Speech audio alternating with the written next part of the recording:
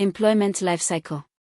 Every promotion, transfer, salary review or exit is recorded on the staff member, and the change is applied to their record at the same time.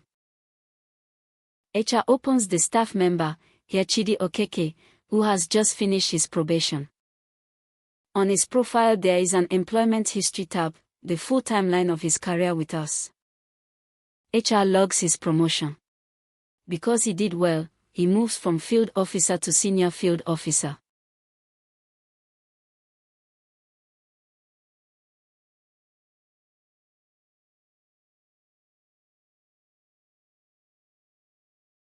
The event is saved to the timeline and, at the same moment, his position on the record is updated to senior field officer.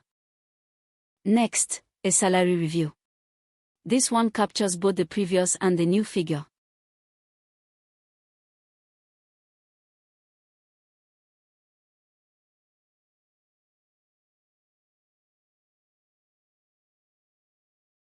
Every letter attached is previewable right in the app. That is the employment lifecycle, a permanent, evidence history of every change, with each one applied to the staff record as it is logged, showing clearly the move from the old value to the new.